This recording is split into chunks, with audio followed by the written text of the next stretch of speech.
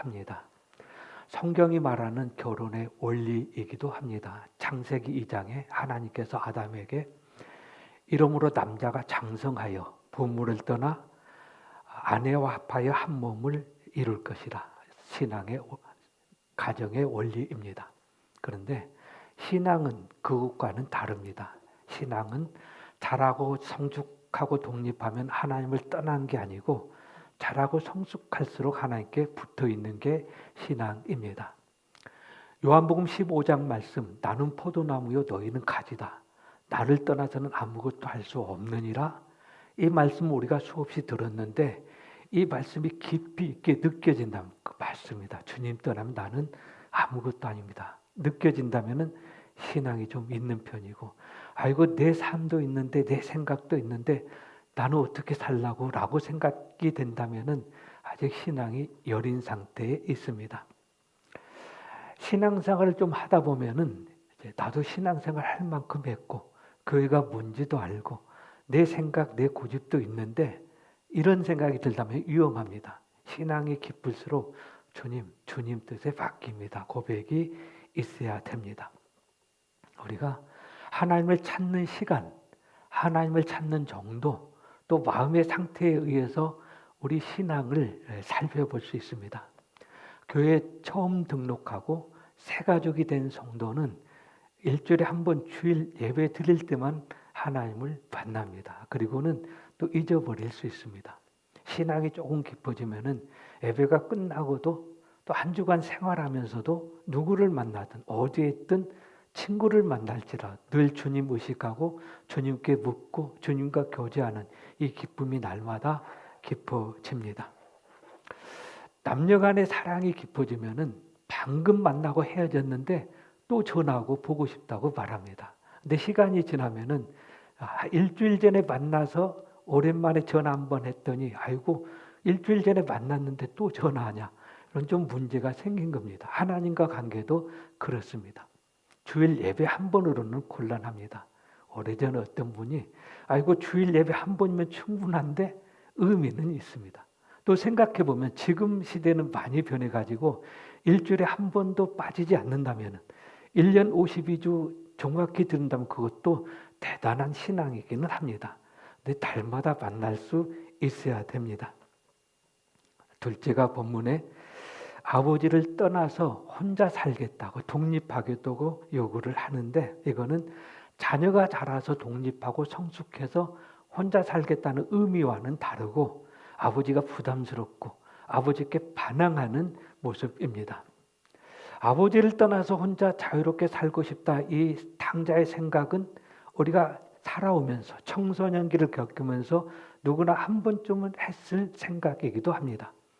아버지 부모 밑에서 간섭받는 게 싫을 때 많잖아요.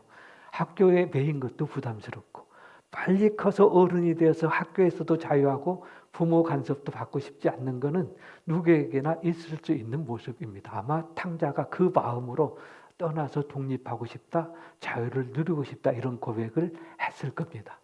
그런데 잘못 생각한 것입니다. 탕자가 원하는 자유는 아버지를 떠나서 찾는 자유가 아니라 아버지 안에 있습니다. 나중에 탕자가 깨닫습니다. 아버지 안에 자유가 있구나. 네, 세상 사람도 동일합니다. 세상 사람들도 탕자처럼 아버지를 떠난 하나님과 관계없는 자유를 누리고 싶어 합니다. 복음 전할 때 흔히 들을 수 있는 반응, 아니 왜 귀찮게 하냐.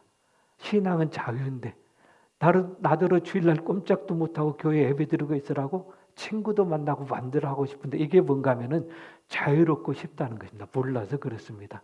자유는 하나님 안에 있습니다. 예수님을 부담스러워하는 유대인들에게 예수님께서 자유에 대해서 설명하시는데 요한복음 8장에서 아들이 너희를 자유케 하리니 너희가 자유할 것이다. 진리를 알면 진리가 너희를 자유케 할 것이다. 자유는 내가 추구하는 것이 아니라 하나님의 은혜로 주는 것인데 그 은혜가 어디에 있는가? 말씀 안에 있고 예수님 안에 있다는 것을 설명을 합니다. 하나님이 정한 원리, 누구도 거스를 수 없는 법칙이기도 합니다. 하나님이 세상을 만드실 때 정한 법칙이 있습니다. 물고기는 물 안에 있어야 자유합니다. 좀 똑똑한 물고기가 아니 왜 우리는 물 속에만 있어? 새들처럼 넓은 상공도 좀 난 보고 싶은데 물속에서 튀어나왔습니다. 죽음입니다. 오늘 탕자가 그랬습니다. 우리는 하나님의 형상으로 지음을 받았습니다. 무슨 의미인가? 하나님을 떠나서는 살 수 없다. 하나님 안에 모든 것이 있다. 자유롭고 싶냐? 그러면 하나님 품 안에 있으라는 의미입니다. 과학자들이 하나님과 우리 관계를 여러 가지 자기 전공을 통해서 설명하고 연구한 부분들이 있는데, 제가 S교 공부를 하면서 우리 뇌에 각 영역이 있는데 영중추라는 영역이 있습니다. 그 영역은 어떤 일을 하는가 하면은 하나님을 인식하는 영역이랍니다. 다른 것으로는 인식할 수 없는, 그리고 다른 것으로는 채워질 수 없는 영중추, 하나님과 관계를 인식하게 하는 영역. 그런데 불행하게도 아담이 죄를 짓고 이 영역이 완전히 망가져 버렸습니다. 그러니까 하나님이 부담스럽습니다. 그 영역이 살아있으면 너무너무 편할 텐데 이게 하나님을 떠난 인간의 불행한 모습입니다. 둘째가 아버지를 떠나고 싶다고 아버지를 조르는데 여러 가지 이유가 있을 것입니다. 그 가운데 하나는 아버지가 부담스럽다. 좋은 아버지가 아니다. 나를 힘들게 한다. 이런 생각이 탕자에게 있습니다. 예수님이 말씀하신 달란트 비유 가운데 그 한 달란트 받은 자를 엄하게 책망하는데 악하고 게으른 종아, 어두운 데 슬피 울며 이를 감이 있을 것이다. 거기서 그 강하게 무섭게 책망받는 이유를 두 가지로 생각할 수 있는데, 하나는 일하지 않았습니다. 묻어두었습니다. 일하지 않은 것도 악합니다. 또 하나의 이유가 있다면은 그 한 달란트 받은 사람이 변명하면서 그렇게 말합니다. 당신은 굳은 사람이라 해치지 힘지 않은 데서 거두고 해치지 않은 데서 모으는 줄 내가 알았습니다. 무슨 의미인가? 당신은 안 좋은 사람. 그러니까 당신 말 지킬 필요가 없다는, 괴롭다는 겁니다. 이게 오늘 탕자의 모습입니다. 당신은 안 좋은 사람, 나를 힘들게 하는 사람, 그 안에 행복이 있는데 거꾸로 이해하는, 그래서 아버지를 떠나고 싶어 합니다. 지금도 세상에는 두 종류가 있습니다. 하나님을 좋은 분으로 인정하는, 하나님을 믿는 하나님의 자녀가 있고, 하나님은 괴롭고 귀찮고 우리를 올가매는 것으로 이해하는 세상 사람들이 있습니다. 둘째가 아버지가 너무너무 부담스럽고 떠난 게 자유라고 지금 아버지한테 대들고 있는데, 생각해 보면은 이 둘째도 처음부터 그러지는 않았습니다. 태어나면서 아버지 부담스러워하는 사람은 세상에 없습니다. 어렸을 때는 아버지 없이 못 산다고 늘 아버지를 찾고 의지했던 때가 분명 있었을 겁니다. 가끔 부모를 거스리고 부모를 폭행하는, 유산 안 준다고, 용돈 안 준다고 어머니를 폭행하고 어머니가 도망다니고 숨어 사는 뉴스를 듣습니다. 생각해 봤습니다. 그 못된 페르나도 어렸을 때는 엄마 치맛자락 붙잡고 엄마 어디가 없으면 못 사는데 이런 때가 분명히 있었습니다. 근데 언제부턴가 그렇게 변했습니다. 이게 아담이 죄를 지은 후에 변한 인간의 모습입니다. 아담이 에덴 동산에서 원래 있을 때 선악과를 먹기 전에 아담에게 가장 유일한 행복, 가장 큰 소망은 하나님이 함께 하는 것. 그게 순수했습니다. 누가 억지로 너 하나님 떠나면 안 돼, 이 설명할 필요도 없습니다. 그냥 하나님과 함께 하는 것이 전부였습니다. 하나님이 아담을 떠날 리도 없지만은 혹시 하나님이 안 보이면 아담은 불안합니다. 하나님 어디 있어요? 지금 내가 너무너무 힘들어. 이게 원래 아담의 모습인데 선악을 알게 한 나무 실과를 먹고 난 다음에 부담스럽습니다. 그리고 우리는 그 후회로 살고 있기 때문에 하나님을 사실은 부담스러워하면서 살고 있습니다. 아담이 하나님을 부담스러워한 이유, 하지 말라는 것을 했기 때문에 그렇습니다. 하지 말라는 것을 하고 싶어서 그렇습니다. 세상 사람도 똑같습니다. 왜 하나님을 부담스러워하는가? 하나님이 원치 않는 일을 했거든요. 교회 가면 지적을 하거든요. 또 지금 앞으로도 그걸 계속 하고 싶어 하거든요. 하나님이 부담스러울 수밖에 없습니다. 어려서 엄마 없이 못 살겠다고 울던 아이가 좀 크더니 변합니다. 엄마에게 엄마 어디 안 가? 나 혼자 충분히 집 볼 수 있는데 가도 괜찮아? 왜 그럴까요? 엄마 없이 하고 싶은 거 마음대로 하고 싶은 것인데 이게 우리 인간의 모습입니다. 하나님을 떠난 우리의 모습입니다. 우리가 하고 싶어 하는 것 거의 대부분 하나님이 원치 않는 악한 일입니다. 우리가 너무너무 하기 싫은 것, 그거는 분명히 하나님이 우리에게 원하는 선한 일입니다. 생각해 보십시오. 하나님이 우리에게 사랑해야 된다, 손해보고 겸손해라, 희생해라, 기분 나쁘도 참아라. 너무너무 힘들잖아요. 근데 하지 말라는 거, 미워하면 안 된다. 남 흉보면 큰일 난다. 싸우면 안 된다. 하지 말라고 해도 흉보는 건 너무너무 재밌잖아요. 이게 타락한 인간의 상태인데 그 모습을 지금 탕자를 통해서 우리에게 보여주고 있습니다. 탕자가 깨닫지 못해서 그렇습니다. 근데 나중에 깨닫잖아요. 언제 깨닫는가? 죽음을 앞에 두고 깨닫습니다. 아까 진리를 알지니 17절 말씀, 아버지에게는 양식이 풍족한 품꾼이 얼마나 많은가. 나는 여기서 줄여 죽는구나. 이 실패가 있기 전에는 아이고 아버지 떠나기를 잘했네. 진즉 떠날 것. 이렇게 천국인데 죽음을 앞에 두고 깨닫아. 아버지 말이 맞구나. 아버지 안에 풍족한 양식이 있구나. 내가 잘못했네. 이걸 깨닫습니다. 그리고 실패한 후에 아버지께로 돌아옵니다. 이게 정석입니다. 하나님을 떠난 사람이 돌아오는 코스입니다. 누구도 예외일 수는 없습니다. 우리 아까 조금 전에 찬송가 272장 2절 가사에 낭패와 실망 당한 뒤에 주님께 나옵니다. 십자가 은혜가 필요해서 주님 앞에 나옵니다. 이 고백은 누구에게나 동일한 코스 가운데 있는 고백입니다. 하나님은 사랑이십니다.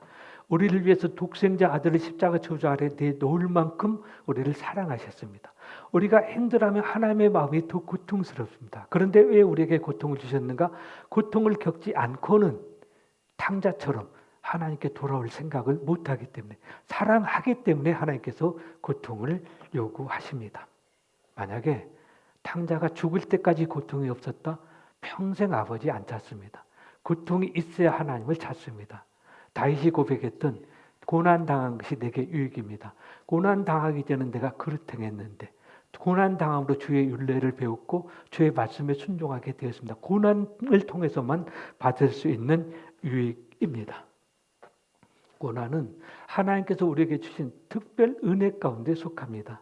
하나님과 관계뿐 아니라 우리 몸의 고통도 하나님이 주신 은혜 가운데 은혜인데, 우리 몸이 아프면 고통이 오잖아요. 고통이 오니까 병원에 가거든요. 고통이 없다. 그럼 병원에 갈 리가 있겠습니까? 그럼 병 못 고치잖아요. 암 말기가 왜 무서운가? 말기 되기까지 발견이 안 돼요.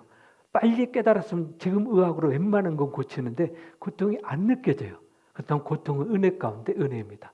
하나님과 관계에서 고통도 최고의 은혜는 고통입니다. 고통을 통해서 주의 음성을 듣고 겸손해지고 하나님을 찾기 때문에 그렇습니다. 고통이 유익인데 고통이 모두에게 유익은 아닙니다.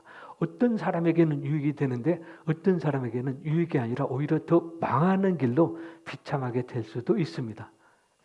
고통이 올 때 그 반응을 잘 해야 됩니다. 고통하면 대명사가 욥이잖아요. 욥이 하루아침에 재산 다 잃었습니다. 10명의 자녀도 다 죽었습니다. 그 후에 반응을 성경을 기록하는데 욥은 그 후에 정금 같은 신앙으로 세워졌다고 기록합니다. 반면에 욥의 아내는 이상하잖아요. 욥을 저주하나요? 이 멍청한 인간, 지금도 하나님 섬기냐? 하나님이 너를 이렇게 만들었는데, 이게 이제 두 반응이에요. 똑같이 고통을 겪었어요. 욥처럼 반응해야 고난이 유익입니다. 욥의 아내처럼 반응하면 망합니다. 반응을 잘 해야 됩니다. 고난이 올 때 정신 차리고 기도하면서 마음의 준비를 해야 됩니다. 제가 어려움을 겪을 때에 이 말씀을 알기 때문에 하나님 앞에 은혜를 구합니다. 주님, 내게 고난을 주신 의미가 뭡니까? 그리고 그 고통의 원인을 생각하기 전에 하나님과 관계를 생각하면서 저를 먼저 돌아봅니다. 내가 또 뭘 잘못했는가? 그리고 내 마음이 높아졌으면 낮아진 겸손을 구하고, 기도하지 못했던 것도 깨닫고 하나님 앞에 은혜를 구하는, 이 고통을 통해서 제 자신이 세워진 것을 제가 발견합니다. 이 원리를 알기 때문에 고난이 오면 저는 또 기대감도 있습니다. 하나님 힘들지만은 또 무슨 은혜를 주시려고 이 고통을 주시는가? 이런 기대감이 있는데 우리 모두에게 이 기대감이 있어야 됩니다. 탕자가 그 은혜를 받았거든요. 몰랐다가. 우리 성도님들이 어려움을 겪을 때 제 마음도 안 좋잖아요. 목회자가 기도를 할 수밖에 없죠. 하나님, 이 문제 힘듭니다. 해결해 주십시오. 근데 그보다 더 중요한 기도가 있는데, 하나님이 이 고통이 의미가 있을 텐데 이 고통이 헛되지 않도록, 고통이 그 성도님에게 유익이 되도록 하나님과 관계에서 신앙이 회복되고 다윗의 고백처럼 고난이 유익이라는 이 고백이 그 입술을 통해서 이루어지는 그 은혜가, 넘치는 은혜가 있게 해주십시오. 이 기도는 가장 중요한 기도 가운데 하나입니다. 왜냐하면 고통은 힘든데 엄청난 대가를 치렀는데 얻은 것이 없다. 너무너무 억울하잖아요. 고통의 대가를 받아야 되잖아요. 이사야서에 고통을 겪으면서도 고통의 의미를 모르고 계속 패역하는 이스라엘 백성들의 상태를 기록을 하는데, 이사야서 1장 말씀에 어찌 더 맞으려고 패역하느냐, 머리부터 발끝까지 성한 곳이 없이 상한 것뿐이거늘 어찌 아직도 깨닫지 못하고 하나님 앞에 패역한 상태느냐. 불행한 모습이에요. 고통을 겪으면서도 엄청난 대가를 요구하면서 하나님께서 주시는 은혜가 있는데 여전히 깨닫지 못하는, 엄청난 값이 헛되게 되는. 아이들 피아노 과외 그 교습비가 아이들은 몇만 원인데요, 이제 올라갈수록, 좀 수준이 높아갈수록 대학 입학을 앞에 둔 학생이나 아니면 대학을 졸업하고 대학원을 준비하면서 뭐 학위를 앞에 둔 그 아이, 피아노 전공하는 자의 그 강습비, 레슨비는 엄청나답니다. 뭐 일주일에 한두 시간 하고 한 달이면 수백만 원 내기도 하고 그 위에 웃돈으로 몇천만 원도 낸다고 합니다. 그러면 생각해 보십시오. 그 엄청난 몇천만 원, 그 아까운 돈을 냈는데 배운 것이 하나도 없다. 너무너무 억울하잖아요. 그보다 더 억울한 게 뭐냐면은 고통을 겪었는데 상상할 수 없는, 죽을 수밖에 없는 그런 엄청난 고난을 겪고 있는데 깨닫지 못한다. 욥의 아내처럼 불평했다. 세상에서 가장 억울하고 불행하고 미련한 사람입니다. 깨달아야 됩니다. 둘째가 고통을 통해서 조금 깨닫습니다. 아버지 품에 얼마나 풍족한 양식이 많은가. 근데 아직 절반밖에 깨닫지 못했습니다. 아버지 집에는 양식만 풍족한 게 아니라 더 풍족한 것이 있는데 용서가 풍족하고 사랑이 풍족한데 그 양식만 풍족하다는 것을 고백을 합니다. 그러니까 탕자가 돌아가면서도 염치 없다는 고백을 하냐. 아버지, 내가 돌아가긴 하는데 염치가 없습니다. 아들이라 칭함을 감당치 못하겠습니다. 그냥 품꾼의 하나로 헛간에서 그냥 잠을 자도 좋으니 하루 3끼만 먹여주십시오. 이게 또 탕자의 모습, 아버지 사랑이 얼마나 풍성한지 모르는 불행한 탕자의 모습이기도 합니다. 탕자가 아버지 집에 돌아가면서 내가 무슨 염치로, 이거는 세상 원리로는 맞습니다. 염치가 있어야죠. 무슨 염치로 돌아갑니까? 형이 책망하죠. 네가 무슨 염치로 오냐, 죽어버리지. 어쩌면 형의 생각도 세상 원리로는 맞습니다. 근데 하나님과 관계는 그렇지 않습니다. 염치 없는 게 은혜입니다.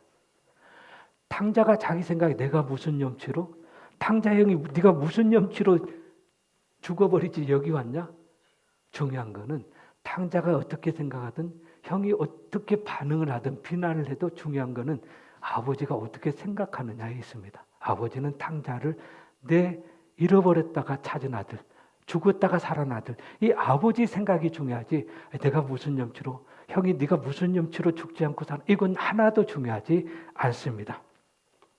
우리 인생도 동일합니다. 우리 인생을 내가 평가를 했습니다. 아이고 나는 왜 이것밖에 안 되고 사람들이 나를 비웃고 내가 문제로 세상을 살고 또 다른 사람이 나를 비웃습니다. 너 그렇게 살면 되겠냐? 염치 좀 있어라. 이건 하나도 중요하지 않습니다. 하나님께서 나를 어떻게 보시느냐만 중요합니다. 누가 무슨 말을 해도 하나님은 너는 내 사랑하는 아들이라, 죽었다가 살아난 아들이라, 이렇게 우리를 알아준다는 겁니다. 오늘 본문이 그걸 우리에게 약속하고 있습니다. 애시족 가운데, 사설시족 가운데 온 놈이 온 말을 해도 이미 짐작하소서. 누가 무슨 말을 해도 하나님이 나를 평가하는 그것만 소중합니다. 이거 붙들면 낙심하지 않습니다. 얼마 전에 고린도 교회 그 사도 바울의 사도권을 비난했던, 그래도 사도 그걸 인정한 지난주인 것 같습니다. 내가 약한 것이 강하고 내 부족한 것을 이해해 주라. 근데 사도 바울이 그때 말씀 나누지 못했는데 그들이 비난했을 때 했던 반응이 또 하나 있는데, 너희들이 나를 어떻게 생각하든 나는 전혀 신경 쓰지 않는다. 왜? 하나님이 나를 어떻게 보느냐가 중요하기 때문에. 그것 위로가 돼서 사도 바울이 사역을 감당을 합니다. 이 말씀이 저에게도 위로가 됩니다. 저도 어려움을 겪을 때 있잖아요. 억울한 말 들을 때도 있거든요. 사람하고 상대해서 답이 나오니까 더 비참하게 되죠. 다른 것 생각해서 방법이 있겠습니까? 하나님만 의지합니다. 하나님 맞습니다. 하나님 내 형편 아시죠? 하나님이 위로죠. 그 위로만이 참된 위로가 됩니다. 어려움을 겪을 때 받아들일 수 있는 것도 믿음입니다. 믿음이 아니라 엄청난 믿음이에요. 힘들 때 하나님 기도했는데 응답을 받았다. 문제가 해결됐다. 물론 굉장한 믿음의 응답이기도 하죠. 더 큰 믿음은 힘든 일을 인내하고 참는 겁니다. 그 믿음으로 이겨내는 겁니다. 하나님을 신뢰하면서. 히브리서 11장에 믿음장에 믿음의 조상들의 믿음을 다양하게 소개하죠. 칭찬하면서. 믿음의 조상 아브라함은 갈 바를 모르고 나갔고 어디로 갈지도 모르는데 엄청난 믿음이잖아요. 모세는 애굽 왕자를 포기했고, 근데 그 나중에 이상한 믿음을 소개하는데 믿음으로 토백혐을 당했다. 믿음으로 칼의 뱀을 당했다. 믿음으로 불의 태움을 받고 던져짐을 당했다. 이해가 안 되잖아요. 아니 믿음으로 복받기를 원했는데 믿음으로 비참하게 죽었다. 엄청난 믿음이에요. 이 믿음을 가져야 돼요. 이 믿음 아래에 있다면, 이 믿음을 바라보기로 한다면 우리가 억울한 일들 하나님을 의지하면서 이겨낼 수 있습니다. 자, 큰 아들, 둘째 아들에 대해서 생각했는데 두 번째로는 큰 아들에 대해서 생각하고자 합니다. 둘째 아들이 탕자라는 것은 탕자하면은 얼른 떠오르는 게 둘째라잖아요. 그러니까 누구나 압니다. 근데 둘째 아들 못지않게 큰 아들도 탕자입니다. 둘째 아들은 드러나는 탕자인데 큰 아들은 감춰진 탕자. 큰 아들도 탕자라는 것을 본문을 통해서 생각하고자 하는데요. 동생이 돌아올 때 아버지가 기뻐하잖아요. 송아지 잡아라, 풍악을 울려라, 잔치를 베풀어라, 마을 사람 초대하고 새 옷을 입히고 가락지 끼우고 새 신발을 신겨라. 이제 큰 형이 이걸 듣습니다. 분노합니다. 아니 아버지, 내가 그렇게 수십 년 섬겼는데 염소 새끼 안 잡아주더니 저 못된 놈 위해서 송아지 잡는다고? 이게 오늘 큰 아들 탕자의 모습입니다. 큰 아들이 그렇죠. 나는 염소 새끼도 안 줬다고? 이때 아버지가 말하죠. 12절 말씀입니다. 둘째가 아버지에게 말하되 아버지여 재산 중에서 내게 돌아올 붉은 깃을 내게 주소서 하는지라. 아버지가 그 살림을 각각 나누어 주었더니 큰 아들이 아니 나는 염소 새끼 한 마리도 안 줬다고? 오늘 12절에 그러잖아요. 둘째가 유산 달라고 조를 때 막말로 아버지와 싸울 때 아버지가 둘째에게도 유산을 줬는데 큰 아들에게도 주었습니다. 받을 만큼 받았습니다. 어쩌면은 큰 아들이 둘째를 미워하는데 둘째 아들 동생 덕에 유산 받을 생각도 안 했는데 아버지가 돌아가셔야 받는데 둘째 덕에 지금 덤으로 받는 겁니다. 그냥 받는 게 아니라 둘째보다 2배로 받았습니다. 왜냐하면은 유대인의 그 재산 상속법에 의하면은 큰 아들 장자는 2배로 받거든요. 창세기에 그 야곱이 팥죽 한 것으로 에서를 속이고 장자권을 뺐잖아요. 그냥 뺏었겠습니까? 장자권이 주는 특권이 있거든요. 2배로 받고 그 외에도 받습니다. 그 복을 지금 큰 아들이 받은 거예요.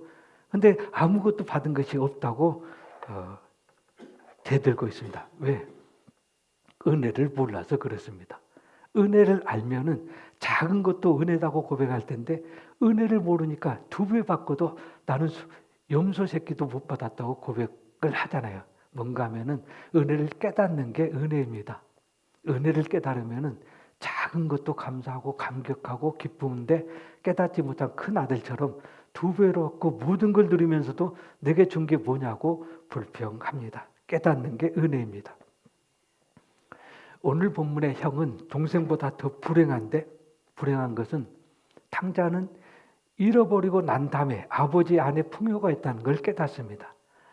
근데 큰 아들은 아버지 사랑 안에 있으면서 여전히 그 은혜를 깨닫지 못합니다. 아버지께 대들잖아요. 내가 아버지께 받은 게 뭐냐고. 불행 가운데 불행이죠.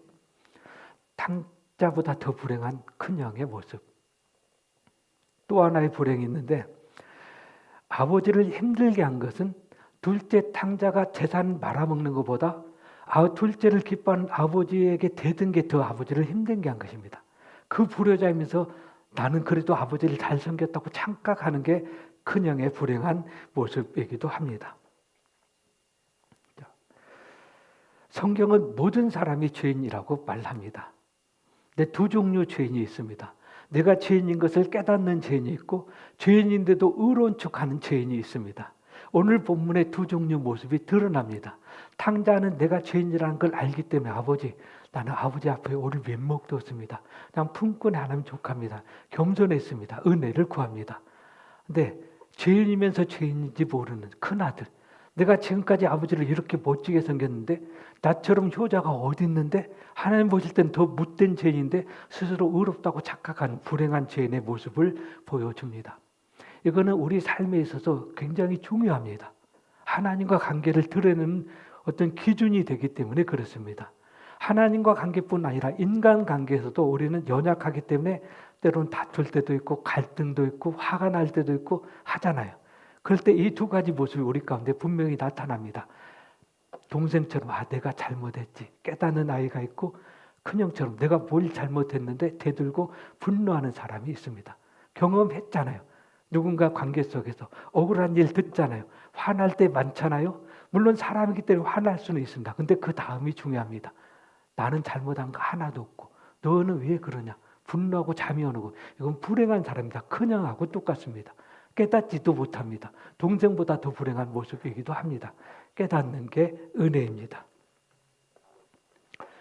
형의 불행 또 하나를 생각해 보면은 하나님이 약속한 천국을 거절합니다. 천국을 거절한 것은 엄청난 저주잖아요. 아버지가 동생을 위해서 잔치를 준비하는데 이 잔치는 우리가 죽어서 가는 천국을 모형으로 보여주고 있습니다. 오늘 본문에 읽지는 않았는데 누가복음 15장 7절 말씀에 이와 같이 죄인 한 사람이 회개하면 하늘에서는 회개할 것 없는 의인 99으로 말미암아 기뻐하는 것보다 더하니라. 무슨 의미예요? 한 명이 회개하면 천국에서 잔치가 벌어진다는 거예요. 지금 아버지가 아들이 회개하고 돌아온 것을 잔치하는 것은 이걸 지금 보여주는 거예요. 근데 큰형이 나 잔치 안 들어간다? 지금 천국을 발로 차버린 거예요. 하나님 보실 때는 그거하고 똑같아요. 이건 심각한 거예요. 가장 불행한 모습이잖아요. 천국 맛도 못 보고. 동생을 향해 분노하는 형은 죄인을 분노하는, 오늘 본문을 예수님께서 설명하셨는데 누구를 위해서 설명하셨는가? 예수님이 죄인들과 식사할 때 죄인들과 식사하는 것을 이상히 여기고 분노하는 바리새인들을 향해서 설명하는 거예요. 너 혼자 어려운 척하냐? 천국은 이런 자와 잔치하는 것이 천국이다. 근데 지금 바리새인이 지금 형의 모습이에요. 불행한 모습입니다. 하나님의 기쁨을 모르는 불행한 큰형의 모습. 오늘 본문과 비슷한 사건이 구약의 요나서에 기록이 되는데 하나님께서 요나를 선지자로 부르십니다. 그리고 니느웨로 가서 회개를 선포하라고 말합니다. 요나가 기분이 안 좋습니다. 왜냐하면 니느웨와 이스라엘은 앙숙이거든요. 개와 고양이. 우리나라로 말하면 멀고도 가까운 일본. 가까우면서도 우리를 너무 힘들게 했던 나라. 요나가 가고 싶겠습니까? 도망가잖아요. 도망간다고 도망됩니까? 풍랑을 만나고 물고기 뱃속에 빠지고 겨우 회개하고 나와서 억지로 결국 그 길을 가잖아요. 가는데도 기분이 좋습니까? 그곳에서 회개하라고 전하긴 하는데 계속 너희들 방해버려라. 입으로는 회개하는데 속으로는 방해버려라. 근데 또 요나의 기대와는 다르게 회개하거든요. 얼마나. 그 니느웨 도성의 인구가 10만 명인데 10만 명이 단체 회개를 합니다. 단체 회개했다.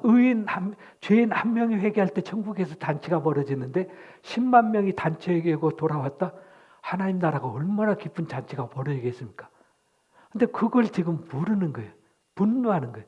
이게 지금 오늘 동생 잔치 기쁨을 거부하는 형의 모습이고 예수님과 함께 식사하는 것을 거부하는 바리새인들의 모습이고 그리고 바리새인 형의 모습은 어디에 있는가?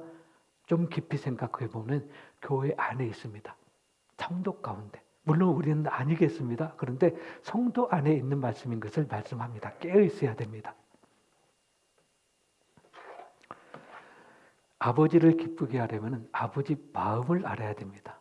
아버지는 동생을 기뻐하는 그 마음을 이해해야 아버지의 마음을 이해하고 섬길 수가 있습니다. 자, 우리가 교회를 섬기는 봉사가 있고 복음 전하는 것도 있고 예배도 있고 물론 아름답습니다. 더 중요한 것은 하나님과 함께하는 즐거움, 하나님이 기뻐하는 성도와 연합하는 즐거움, 이게 하나님이 원하는 최고의 즐거움이기도 합니다. 시편 133편 1절부터 3절까지 말씀, 제가 좀 좋아하는 말씀이고 묵상하는 말씀. 형제가 연합하여 동감이 어찌 그리 선하고 아름다운고, 머리에 있는 보배로운 기름이 수염 곧 아론의 수염까지 흘러서 그의 옷깃까지 내림 같고, 헐몬의 이슬이 시온의 산들의 내림 같도다. 여호와께서 거기서 복을 명령하셨나니 영생이로다. 복, 최고의 복, 영생이잖아요. 그 복의 출발점이 뭔가? 형제가 연합하여 동감이 어찌 그리 선하고 아름다운고. 그걸 거꾸로 이해해 보십시오. 형제 간에 다툰다면 저주라는 것을 말합니다. 하나님의 마음은 거기에 있습니다. 다른 것보다도. 우리 삶의 행복도 동일합니다. 뭘 많이 가졌나가 아니라 작은 것도 형제와 화목하는 것이 행복이고 천국입니다. 잠언 17장 1절 말씀. 마른 떡 한 조각만 있고도 화목하는 것이 제육이 집에 가득하고 또 다투는 것보다 다으니라. 사람들이 구하는 거는 다투든 말든 뺏고 죽이든 돈만 많이 갖고 행복하려 하는데 그게 아니라는 거예요. 가난해도 그냥 화목하는 것이 최고의 기쁨이라는 걸 말합니다. 그리고 다투는 것은 최고의 악입니다.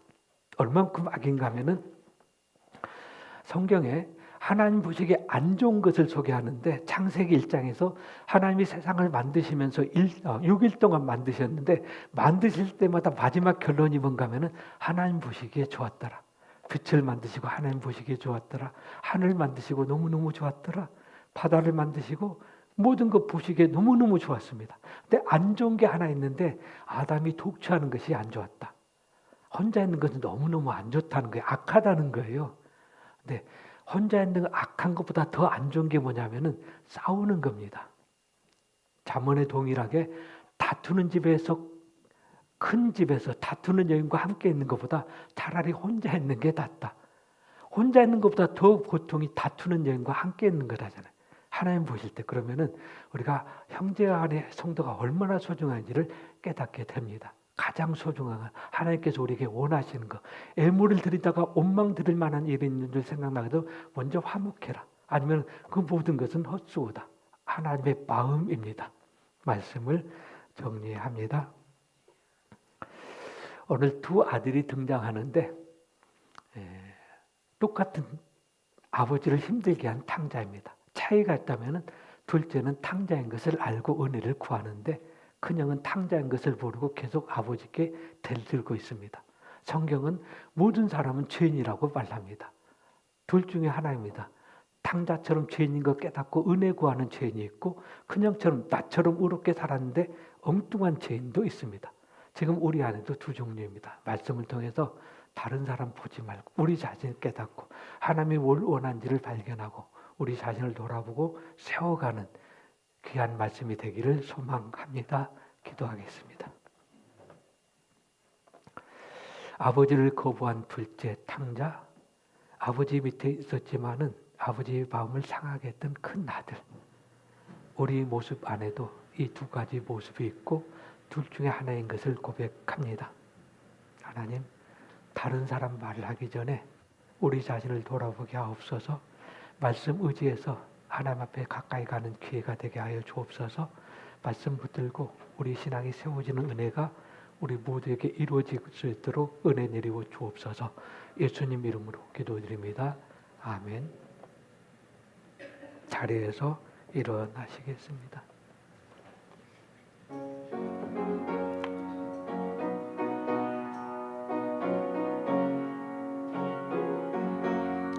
내 영혼이 은총 입어 중한 죄짐 얻고 보니 슬픔 많은 이 세상도 천국으로 화도다. 할렐루야 찬양하세. 내 모든 죄 사함받고 주 예수와 동행하니 그 어디나 하늘나라 주의